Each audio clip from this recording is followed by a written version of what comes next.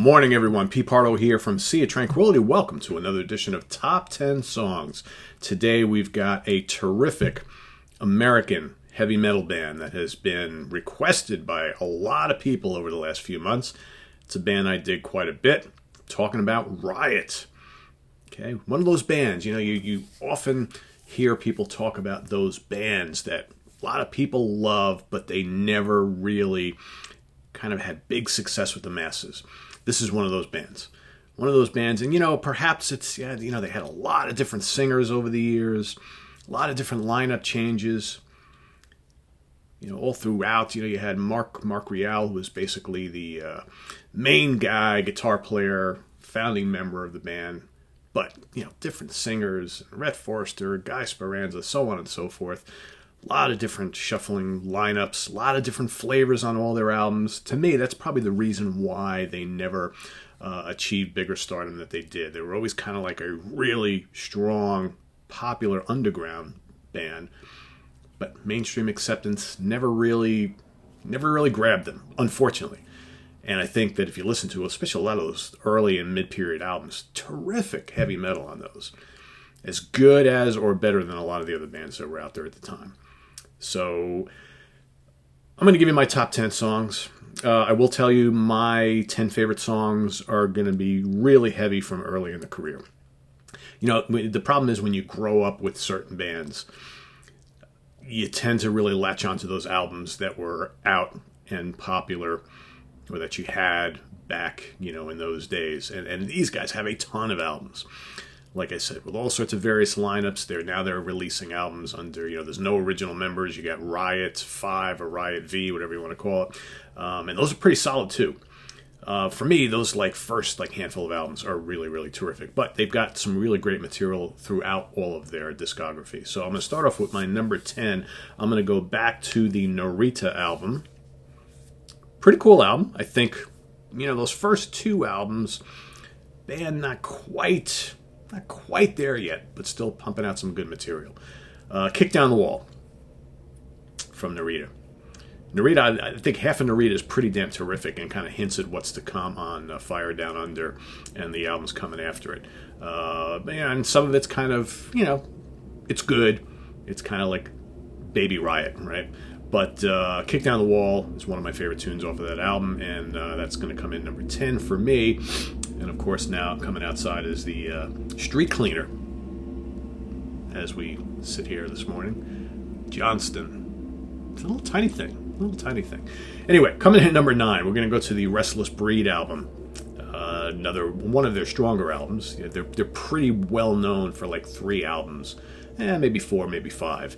But there's 3 of them that are kind of most people who have been following Riot for a long time always kind of go back to. So from Restless Breed, I'm going to go with Lone Shark, a pretty terrific, hot and heavy, furious song. That album's got a good mix of styles on the album. That's one of the heavier tracks on. It's always one of my favorites. Okay, got a great Rhett Forrester vocal on that particular one. All right, so coming to number 8. Going to go down to my beloved Fire Down Under album for Don't Hold Back. The riffs on that song are absolutely amazing. It's like a supercharged driving heavy metal rocker. Love that. Guy Speranza, another good vocalist. These guys have had some really, really great vocalists in the band. Don't Hold Back, number 8. Coming in at number 7 to the underrated Thundersteel album, which is one of their albums that came out in the later 80s, which I think was a kind of a precursor to the whole speed metal, power metal movement. And it's a pretty damn heavy album. Some great guitar tones on that album. I'm going to go with the title track, Thundersteel. Just rip-roaring juggernaut of a metal track. Furious guitar riff and great vocals. Great pounding drums. Really, really good album. Very underrated album. I dig Thundersteel a lot. Coming at number 6. Let's go to the Born in America album. That's another one of those albums that I think very, very highly rated and regarded amongst the fan base. How about Heavy Metal Machine? If you're a metalhead, teenager in your 20s in the 80s, gotta love that song, right? Another one of those kind of metal anthems on an album that's got a bunch of them. All right, so Heavy Metal Machine, number 6 from Born in America. Number 5, Let's go back to the Restless Breed album. Hard Loving Man. Crunchy guitars, great groove, great vocal, catchy melodies, sizzling solos. It's got, one of the great things about especially the early Riot catalog is it had all those attributes that, so many other bands who were much more popular had, and in many cases, their songs were even more memorable. It's a real shame that these guys didn't become really, really big. So I think they had all the tools. All right, number 4. All right, so my top 4 really, really songs that are really, really close to me. And you're going to see kind of some trends here. So number 4, going to go back to Fire Down Under for Outlaw.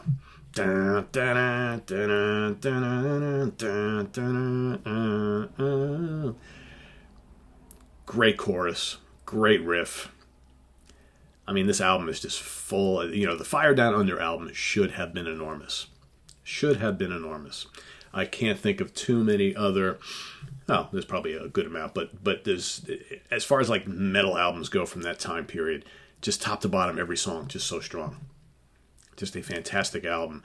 Band knocking it out of the park on their 3rd release, and they would continue to put a string of them together, but again, just never really broke through. Damn shame. Number 3, going to go back to Born in America for Vigilante Killer, a slashing killer of a track from Born in America. Again, those furious riffs, rumbling drums, kick-ass vocals. Most people, when they talk about the career of Riot, Guy Speranza, Red Forrester. What do you think? Both really good. Neither one stayed with the band long enough. That's the shame of it all, right? All right, so number 2. My number 1 and 2, I wasn't quite sure which to do here, but I love them both so equally. Number 2, once again from Fire Down Under, the title track, Fire Down Under. What a killer riff. What a great chorus. That's what it's all about. It's heavy, headbanging fun. And number 1, also from Fire Down Under, Swords and Tequila, carry me through the night. So many great anthems on that album. For me, far and away, Fire Down Under is my favorite album of them. Narita's really cool. Thundersteel is really good. Restless Breed is really great. Born in America is really good. They got a couple other albums that I dig quite a bit. The Nightbreaker album's got some good stuff on it.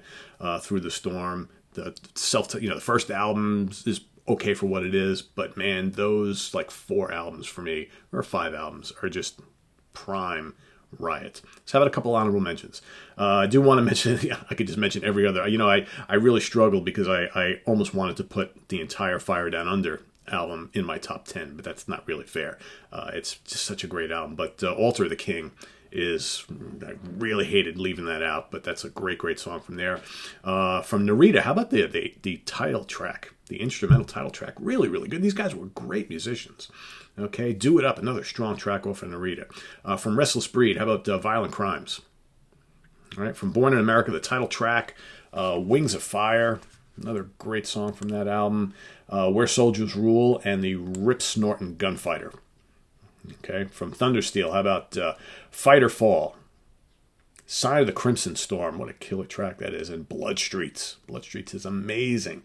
From Nightbreaker, how about the title track from that album? Really strong. And Through the Storm, Lost Inside This World, one of my favorite tunes off of that album. Like I said, there's plenty of other solid tracks on all those albums, but I didn't want to do a 20-minute show. So just trying to center it on my real favorites. And, like I said, they come from a handful of albums. I just think that early part of their catalog is just so strong and stacks up against any metal band from that period. Seriously, that good. So if you haven't listened to Riot, you really need to. Just if you have never listened to Riot, go out and check out Fire Down Under, Born in America, and Restless Breed, and do Thundersteel while you're at it. And after that, go to Narita, the first album, and then you can move your way through the 90s stuff and up to the present. But I think those handful of albums, top-notch metal. Doesn't get much better than that. Visit us on the web at www.seatranquility.org. We're on Facebook, we're on Twitter, of course, we're here on YouTube all the damn time. What's coming up, you might ask? Top 10 Songs of Sabotage with the man himself, Chris Caffrey, tonight. You don't want to miss that.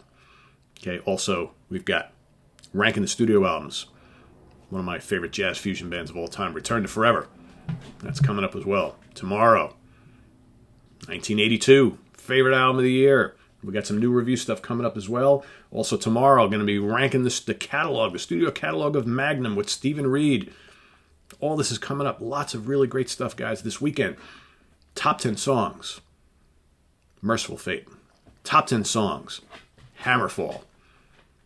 So stay tuned. You don't want to miss any of it. So www.seatranquility.org. We're on Facebook, we're on Twitter. Of course, we're here on YouTube all the damn time. Have a good one, guys. We'll see you periodically during the day and the rest of the week. Take care. Bye-bye.